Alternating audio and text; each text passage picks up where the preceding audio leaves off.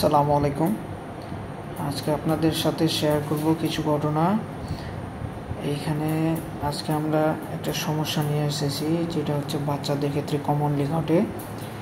সাধারণত জন্মের পরপরই দেখা যায় যে বাচ্চাদের নাভির এই গোড়াটা ফুলে ওঠে, এই জায়গাটুকু। তো এরকম ফোলা যদি থাকে তাহলে এটার কারণ কি হইতে পারে? এটা কি আসলে টিউমার নাকি অন্য কিছু? এটা কি বড়দের হইতে পারে কি না? আর এটার চিকিৎসা কি? অপারেশন করলে কখন করব? অপারেশন বাদে কি ভালো হইতে পারে? এরকম নানা প্রশ্নের উত্তর দেওয়ার চেষ্টা করব আজকে। তাহলে চলুন প্রথমে জেনে নিই যে এই নাভির চারপাশে বাচ্চাদের ফুলে ওঠার কারণটা কি। আসলে এই কন্ডিশনটাকে আমরা বলি আম্বিলিক্যাল হার্নিয়া। আম্বিলিক্যাল হার্নিয়া বাচ্চাদের ক্ষেত্রে একটা কমন জিনিস। এটা হওয়ার মূল কারণ হইতেছে আমাদের জন্মের পরপরই যে আম্বিলিক্যাল রিং থাকে, এই আম্বিলিক্যাল রিংটুকু ভালো মতো ক্লোজার হইতে পারে না। যদি ক্লোজার না হয় তাহলে আমাদের অ্যাবডোমিনাল যে কন্টেন্টগুলো আছে সেগুলো এই রিং দিয়ে বাইরে বের হয়ে আসে, যার কারণে নাভিটা ফোলা ফোলা থাকে। এবং অনেকে আমরা এটাকে টিউমার বা আলাদা কিছু ভেবে ভয় পেয়ে থাকি। তো আমরা জানলাম যে কারণটা কি। এটা কি বড়দের হইতে পারে? হ্যাঁ, অবশ্যই বড়দের হইতে পারে। কেন পারে?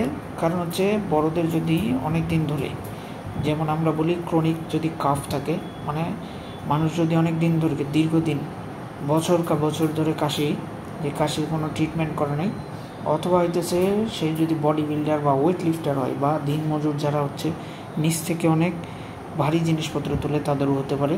অথবা হচ্ছে আমাদের মা বোনদের প্রেগনেন্সির পরপর যখন পেটে বাচ্চা আসে, প্রেগনেন্সি একটা কারণ, যখন হচ্ছে ইন্ট্রাঅ্যাবডোমিনাল প্রেশারটা বেড়ে যায় তখনও হইতে পারে মায়েদের ক্ষেত্রে। তো বাচ্চাদের ক্ষেত্রে আজকে আমরা বিষয়টা নিয়ে আলোচনা করব যে বাচ্চাদের ক্ষেত্রে তাহলে চিকিৎসা কী। চিকিৎসা হইতেছে অপারেশন। এখন আমার কি সবসময় অপারেশন করতে হবে? এই জায়গার ফোলাটার জন্য কি আমার অপারেশন করতেই হবে? না, সবার ক্ষেত্রে অপারেশন করতে হবে না। এই জন্য আমরা ডাক্তারেরা বলি যে সাধারণত 3 থেকে 5 বছর অপেক্ষা করতে। যদি 3 থেকে 5 বছরের মধ্যে এই সমস্যার সমাধান হয়ে যায়, নিজে নিজে আমরা বলি যে অটো রিক্রিয়েশন হয়ে যায় এই জিনিসটা, দেন হচ্ছে স্পন্টানিয়াসলি আমরা এই জিনিসটাকে স্পন্টানিয়াস ক্লোজারও বলতে পারি।